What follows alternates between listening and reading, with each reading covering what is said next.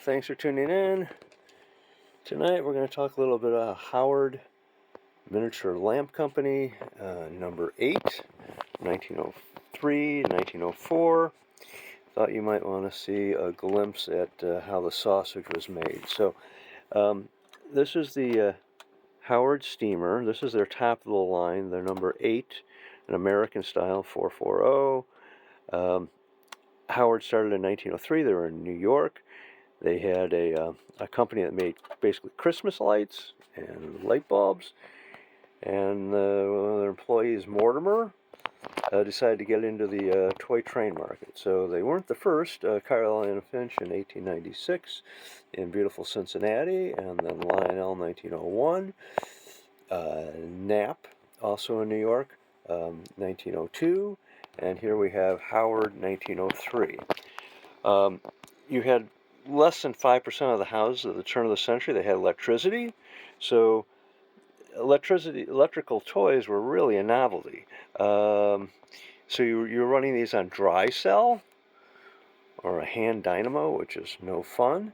So let's just go with dry cells. It wasn't really about 1910 until you had practical transformers that people could run with. So this just came in, and you go, oh my gosh, it's just a wreck. Well, Howard is rather hard to find. So you kind of beggars can't be choosers. Unfortunately, this one's missing a cab, so I'll have a friend replicate that. But just clean the old gal up here a little bit. Gave her some DC juice, and we have a reverse unit up here, and she springs alive. So that's forward. And then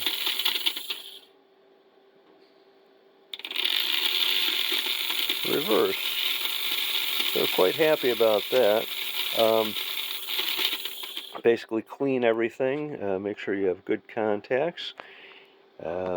Your brush contacts are very important to clean back there. Make sure not too much pressure, not too little pressure. This has all original wiring, which is great. This is their little motor, which was for the first 2 years, and then this is the big, huge, improved motor. You can see a few more windings, a little more metal on it. This was introduced for 1905 and 1906. This is two-rail operation, so this is wood, and everything is separated. So you have a sheet metal here, a slab of metal here, a slab of metal on the other side, and you have to separate that. So you have some fiber to separate your wheels, so those are insulated, and you just bring your wires up from one side going up to your reverse unit here. You have live ends and then live sides, and then you run these little wires back to your brushes back here. Very, very, very simple. And she's pretty happy about running. That's not always the case, but we got lucky here with just oiling and cleaning. Some people have asked me about what you run these on. This is all DC. So I have, I buy lab generators. You buy these used on eBay, or you can buy new ones. They're absolutely outstanding because you can see we're only running at maybe 3 volts.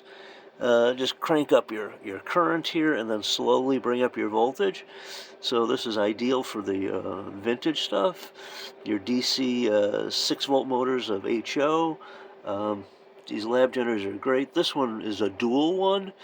So when I'm running the O scale with 2 motors, you can power them together and get all 5 amps to run the big stuff. But when you run the little stuff like this, 3 volts is all you're ever going to need.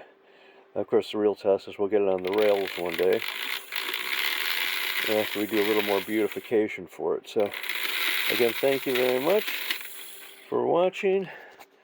We'll get this on the road here, hopefully not too distant future. Thank you.